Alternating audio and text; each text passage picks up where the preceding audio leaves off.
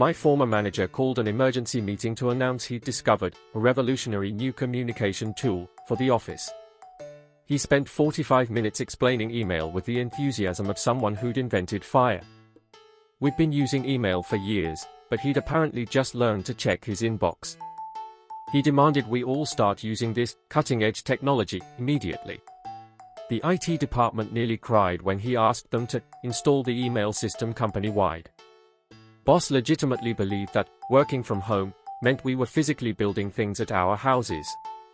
She kept asking what furniture we were constructing and seemed confused when we discussed spreadsheets. Turned out she'd never heard the term before 2020 and created her own definition.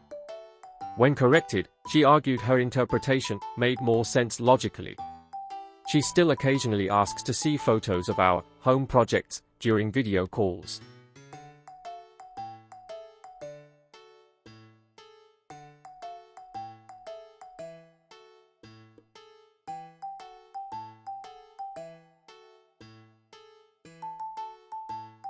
Had a supervisor who scheduled a 6 a.m. meeting, then showed up at 6 p.m. confused why nobody was there. He'd forgotten AM and PM were different things and thought military time was just for the army. Security footage showed him arriving 12 hours late, genuinely baffled by the empty conference room. He blamed us for not clarifying which 6 o'clock we meant. Now all meeting invites include morning or evening in parentheses specifically for him. Our department head once tried to print an email by holding paper up to the computer screen and tracing it. A junior employee walked in on this and just slowly backed out of the office. When IT taught him the print function, he accused them of hiding features from him intentionally. He printed 847 pages that day, including every spam email from his inbox. The company had to implement a print quota system because of him alone. Manager insisted we all needed to synergize our paradigms, but couldn't explain what that meant when asked. He'd attended one business seminar and memorized buzzwords without understanding them. Every sentence became word salad. Let's pivot our bandwidth to optimize the low-hanging fruit. We started a bingo card with his meaningless phrases and someone won during every single meeting. He noticed us marking cards and congratulated us on gamifying our engagement metrics. Boss genuinely thought the cloud was an actual cloud in the sky storing data. She refused to save important files there because, what if it rains and shorts out our documents? IT spent 3 hours explaining cloud computing with diagrams and metaphors. She remained skeptical, insisting whether patterns could still affect data storage. To this day, she checks the forecast before accessing cloud files and won't work on stormy days.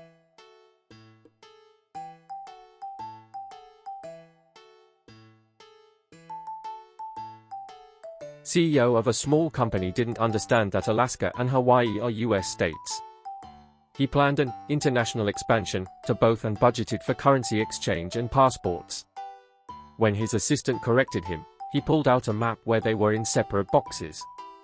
He argued that, if they are not connected to the mainland, they are clearly separate countries. The board meeting where this was discussed became legendary in company history.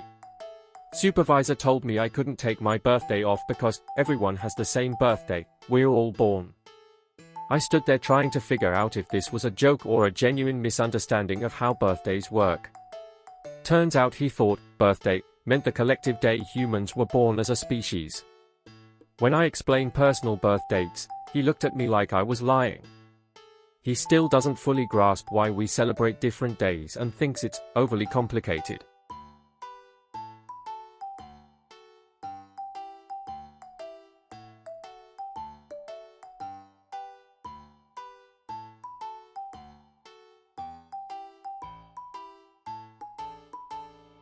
Manager scheduled back-to-back meetings from 9 a.m. to 6 p.m., then got angry we weren't completing our actual work. When we explained we'd been in his meetings all day, he suggested we work during the meetings.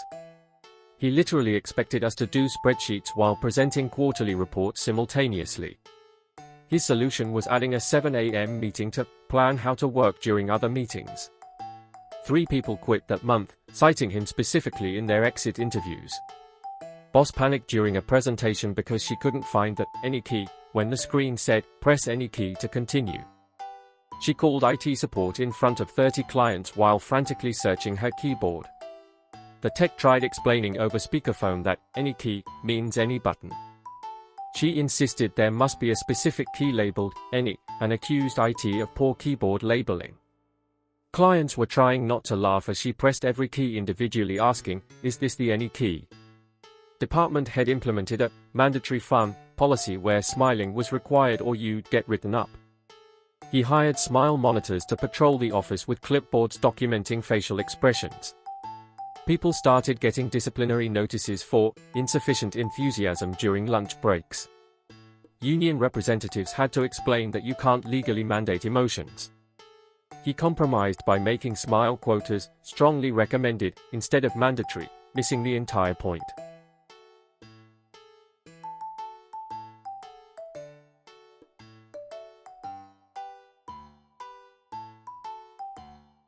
My boss once replied all to a company-wide email meant to announce his resignation, accidentally sending his angry rant about hating everyone. 500 employees received detailed descriptions of why he despised working there and specific grievances about executive leadership.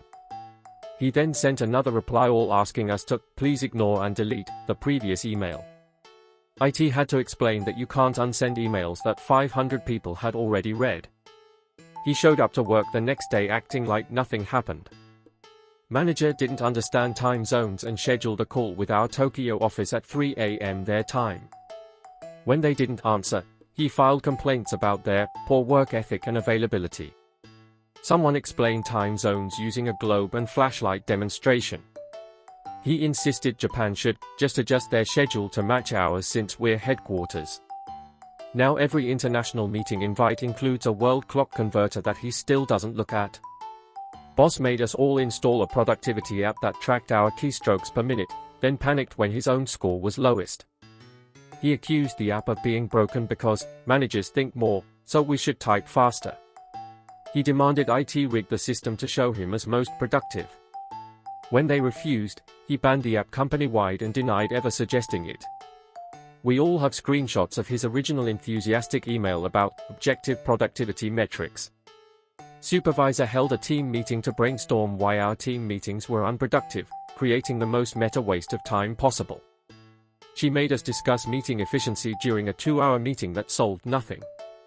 Someone suggested shorter meetings, and she scheduled a follow-up meeting to explore that idea. We now have a recurring monthly meeting specifically about improving meetings. The irony is completely lost on her. Manager tried to motivate us by saying, "There's no I in team," so an employee pointed out there's no you either. He got genuinely upset and said, "Yes there is," right after the T. He was spelling it TEAUM in his head this entire time.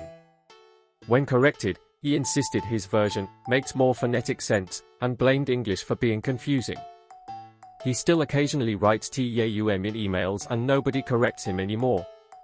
Boss demanded we all list our strengths and weaknesses, then got offended when people listed actual weaknesses. He called everyone negative and insisted we only had strengths, no weaknesses. When HR explained that self-awareness includes acknowledging areas for improvement, he fired the HR person. He now conducts strengths-only reviews, where criticism is banned and everyone gets perfect scores. Company performance has mysteriously declined. CEO once asked our graphic designer to make the logo more circular, but keep it square-shaped. The designer asked for clarification, hoping for some middle ground concept. CEO literally wanted a circle that was also a square simultaneously, rejecting all compromise shapes. After 47 revisions, the designer made an octagon and called it circularly square. CEO loved it and congratulated himself on his clear vision and communication skills. Manager implemented a no internet policy to increase productivity, then got furious we couldn't access our cloud-based work systems. He insisted we should have downloaded the internet before he blocked it. IT tried explaining that modern work requires connectivity, but he'd read one article about internet addiction. He lasted 3 hours before unblocking it because he needed to check Facebook. The policy was never mentioned again, but it's still technically in the handbook. Boss started every sentence with "I'm not racist, but..." then said something completely unrelated to race, like, "I'm not racist, but I think we should order pizza for lunch." Nobody knew why he did this or how to address it without seeming presumptuous. A consultant finally asked, and he said it's just good practice to clarify up front. He'd misunderstood a diversity training video and thought this was a professional courtesy phrase. HR had to specifically train him on when that phrase is and isn't appropriate. Supervisor required us to use only positive language, replacing problem with challenge, and failure with learning opportunity. She took it too far. Layoffs became reverse hiring experiences, and broken equipment was mechanically challenged. Clients were confused when we described a server crash as an unexpected digital learning journey. Eventually legal got involved because our incident reports were incomprehensible gibberish. She still writes growth opportunity on termination notices and wonders why people get upset. Manager thought Wi-Fi came from the sky like sunshine and requested we move desks toward windows for better signal. When IT explained Reuters and network infrastructure, he insisted they were lying to protect their jobs. He bought sun lamps, believing they'd boost internet speed through light-based data transmission. For months, he'd open blinds during video calls thinking it improved connectivity. He still doesn't understand why his window theory didn't work but won't admit it. Boss read one article about disrupting industries and tried to disrupt our own company from the inside. He randomly changed processes that worked perfectly fine, calling it innovative chaos. He moved accounting to the basement to disrupt their paradigm and made sales work from home on Tuesdays only. Nothing improved, everything got worse, but he kept using disrupt as a verb for nonsensical changes. The board finally disrupted him right out of his position. Department head insisted we needed a chief vibe officer position to maintain office energy. She hired her yoga instructor despite them having zero relevant experience. This person's entire job was walking around assessing vibes and reporting to management. They'd interrupt actual work to discuss energetic discordance in the northeast cubicles. Company spent $75,000 on this role before shareholders asked what a chief vibe officer actually does. Manager believed that working harder meant physically hitting your keyboard harder while typing. He'd walk around listening for aggressive typing sounds as proof of productivity. People started typing louder to appear busy while browsing social media. He praised the loudest typers in meetings for their intense work ethic. IT had to replace 40 keyboards in 3 months due to his type harder management philosophy. Boss tried to implement radical transparency by reading everyone's emails aloud during meetings without permission. People were horrified as personal conversations, medical information, and salary negotiations became public. When HR intervened, he argued transparency means nothing is private anymore in modern business. He lasted 1 more week before the entire department threatened to walk out. His replacement's first act was establishing email privacy policies with multiple redundancies. Supervisor didn't understand that ASAP means as soon as possible, thinking it was a specific deadline like 3 p.m. She'd assign tasks due ASAP, then mark people late when they finished at different times. When someone explained the acronym, she insisted her interpretation was more structured and professional. She still writes due by ASAP sharp in emails. Everyone just asks for clarification now, which defeats the entire purpose of ASAP. Manager held mandatory volunteer events, completely missing the contradiction in that phrase.